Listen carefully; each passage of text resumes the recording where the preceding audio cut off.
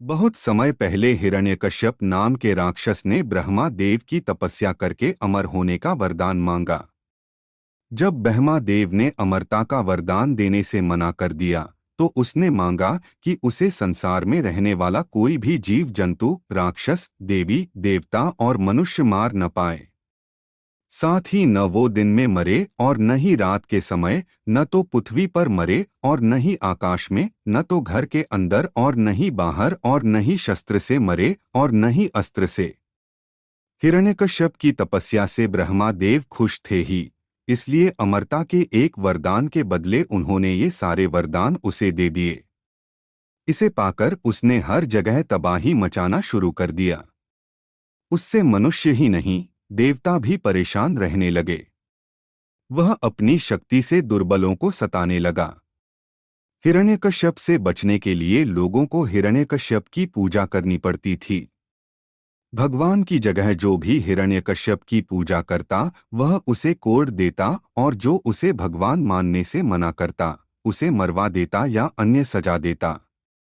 समय के साथ राक्षस हिरण्यकश्यप का आतंक बढ़ता गया। कुछ वक्त बीतने पर हिरण्यकश्यप के घर विष्णु भगवान के परम भक्त प्रहलाद का जन्म हुआ।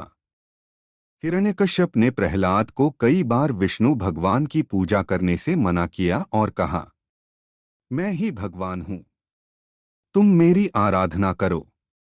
हर बार हिरण्यकश्यप की बात सुनकर प्रहलाद कहते, मेरे सिर्फ एक ही भगवान हैं और वो भगवान विष्णु हैं। प्रहलाद की बातें सुनकर हिरण्यकश्यप ने उन्हें मारने की कई कोशिश की, लेकिन वह सफल नहीं हो पाया।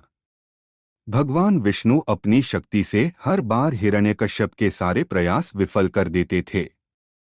एक दिन हिरण्यकश्यप के घर उसकी बहन होलिका आई। होलिका को आग में न जलने का वरदान प्राप्त था। उसके पास एक कंबल था, जिसे लपेटकर यदि वह आग में चली जाए तो आग उसे नहीं जला सकती थी।